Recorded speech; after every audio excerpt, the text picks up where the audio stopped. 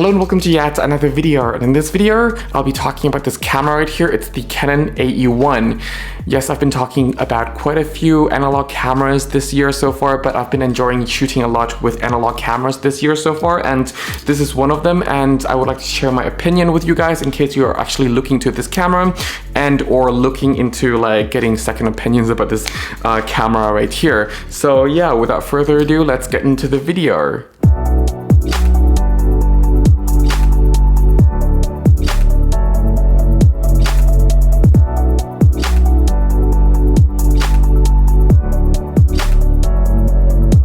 So before we get into the video, this is actually my new place, so it's a bit echoey. I haven't really set up a lot of things here yet, but I hope you can actually hear me through all the echo here, or unless if the mic is actually doing a good job of reducing that echo, of course. But anyway, this camera, the Canon AE-1, has been out for quite a while now, approximately 40 years, I believe, and there are two different versions, the normal version and the program mode version. I have the normal version right here, and it is quite interesting because it is a camera that is actually very simple to use, and also just a camera that it's one of those cameras that actually allows you to actually focus on what you're actually capturing. Yes, if you're coming from like DSLR system, there are things to get used to. For example, the viewfinder, that is a little bit different when, you know, using the DSLR viewfinder to manual focus, because the brightness, the type of focusing window in there is also very different. Well, not very different, but kind of different. But yeah, just as usual, I'll be dividing this video into 3 different sections, just like pretty much most of my other My Thought videos on different cameras. So I'll be talking about the usability, the ergonomics,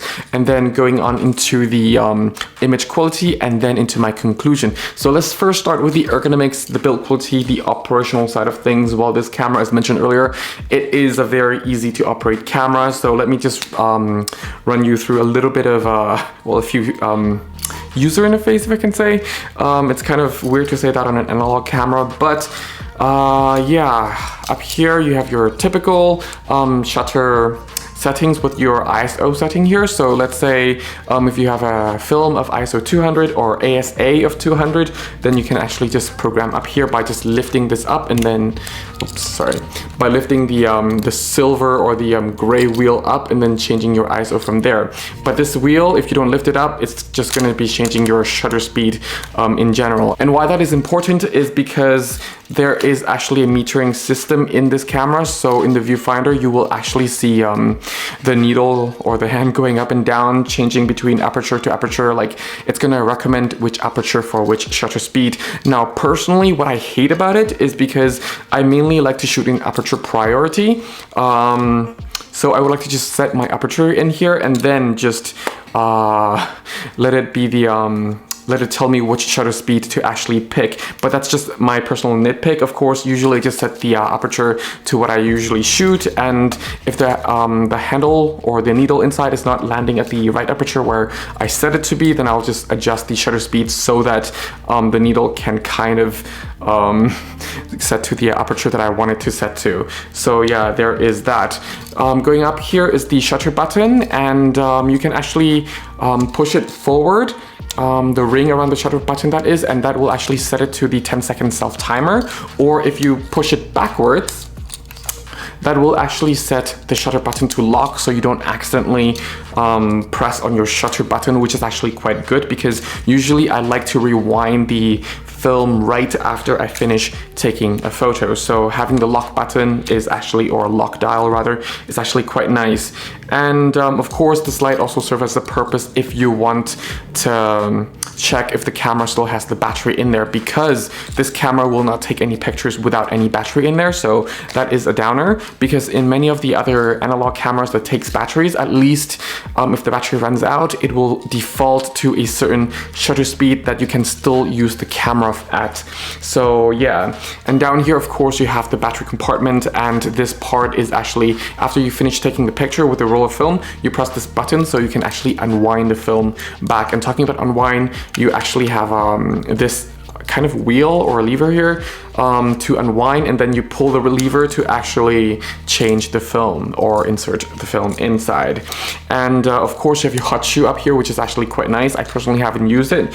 And to the side here, you actually can change the lens by pushing the latch or the lever in, and then there's another button on the lens to actually press and rotate it, and you can actually change the lens. So that's actually quite nice and simple. And of course, just like the EOS cameras, you actually have to line up the red and the red dot together and twist that. Now, of course, you can actually mount other accessories onto this camera. So obviously other lenses. I have here the 35 to 135mm, and also the battery grip here, which actually can be quite nice if you want to work on a long project or something. But to be honest, I never really used the battery grip. I got this camera for around 50 euros, and usually you can find this camera for around 50 euros. Now with this set, I got this camera, the lenses, and the battery grip for 50 euros because the battery compartment was originally damaged.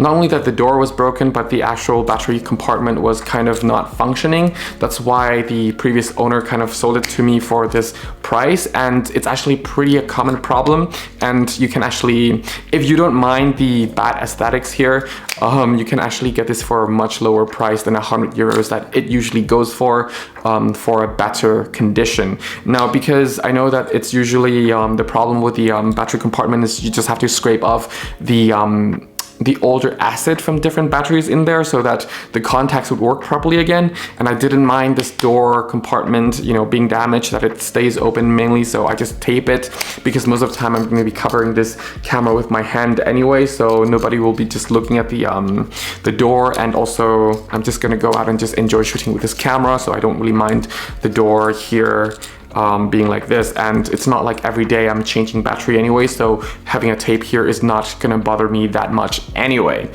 So yeah, to me, that's why I got it for cheap. And I would recommend, if you only want the experience of shooting with this camera and don't mind the aesthetics of this camera on how mint it is, you know, because on my camera there are a lot of scratches throughout the body, and also has a lot of battle scars, and obviously having the battery door compartment damaged, the price was lower. And if you just want to enjoy shooting with a camera, then you can just, you know, go for the condition that you can deal with, and then you pay a bit lower than the usual secondhand prices, which usually goes for around 100 euros here where I live. But yeah, otherwise this camera is actually built quite nicely. It's actually quite solid.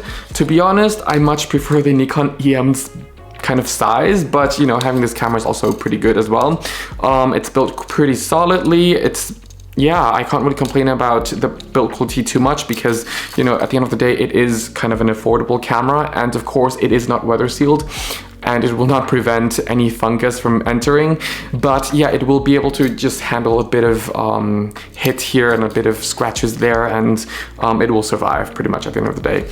But yeah, otherwise the next point is the viewfinder. I mentioned that it's a little bit different from DSLR earlier, because with Canon DSLR, for example, if you're manually focusing within the viewfinder and you half press the shutter, it will actually activate the autofocusing points inside the camera. So once the lens is twisted to the kind of like a certain point where the camera recognizes that that area is in focus, the autofocusing points will actually illuminate in the viewfinder, and you will not get that here. This is just pretty much like two images with like lines kind of merging together, and that's how you know that the image is in focus. And that can actually be a little bit tricky, because this viewfinder is a bright viewfinder, and sometimes when I'm shooting outdoors, I don't really see the lines properly. So I did have some of the images out of focus, because I wasn't sure if the line was perfectly aligned or if I'm just missing it by just ever so slightly.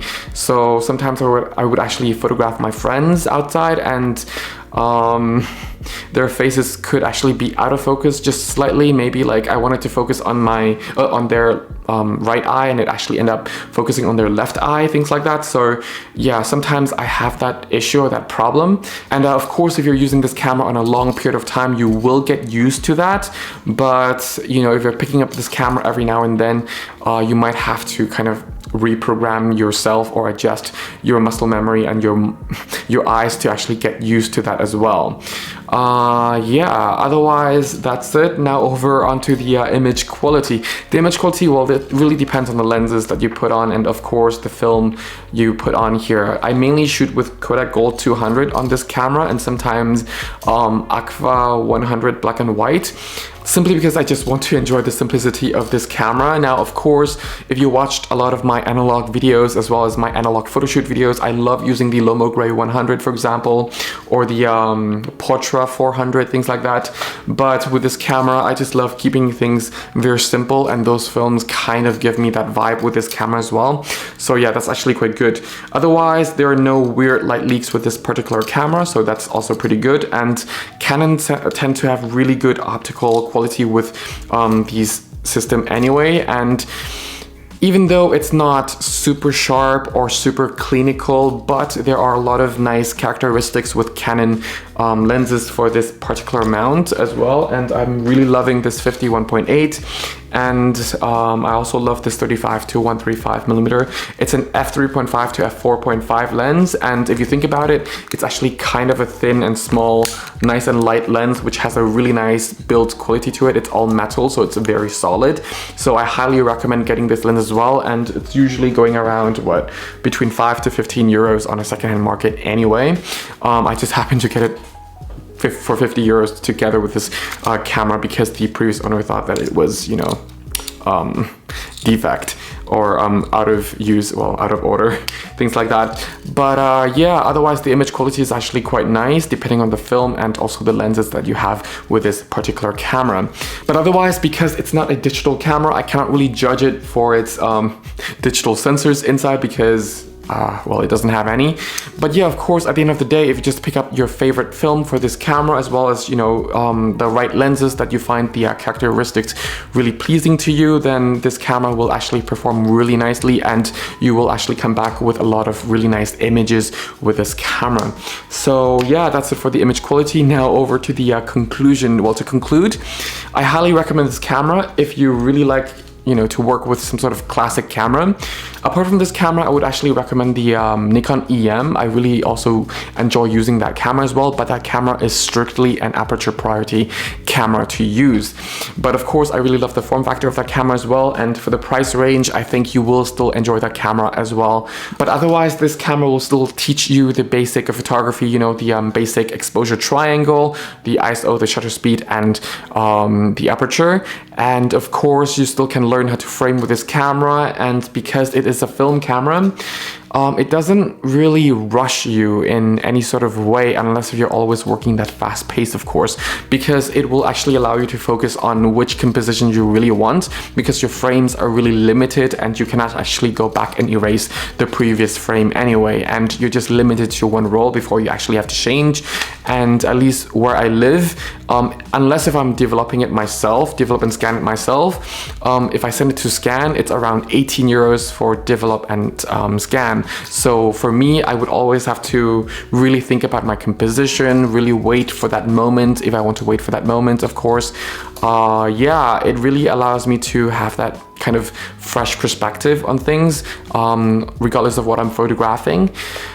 Whew. Yeah, and of course for the price, I think that it's really a bargain. Of course, there are other cameras like the EOS 500 or the EOS 5000 or the EOS 300 where it's around 15 euros, 20 euros, and you get the benefit of having that automatic computer inside to calculate everything and also to rewind everything for you. But of course, with this camera, you're getting all the very nice kind of feeling and the sound, and that's, you know, part of the craftsmanship that you actually okay, it's too close for this camera to focus. That craftsmanship of actually, you know, composing your images and just producing your images overall. And I just feel like that is something that is a bit different from just using a motorized film camera. For example, I use a lot of time I like to use the Canon EOS 1 that you see in my videos, and that is a very reliable film camera, but in the same time, it is a camera that brings a lot of convenience that takes away some of the charm of using cameras like this one, for example. And if you just want to take it slow, and if you just want to just enjoy photography on a kind of a slow basis, then this camera is also a camera that I would also recommend, since the price range is not too high either. But yeah, if you have any questions, any suggestions, any story to share, or if I'm missing out anything, and if you would like to actually add something, also feel free to write them down in the comment section below. Otherwise, if you need a free photography guidebook, it's absolutely for free on my website. It's absolutely for beginner. Just click and download. The link is down in the description section below as well. Otherwise, thank you all very much for watching. Stay safe, have fun shooting. Till next time, bye for now.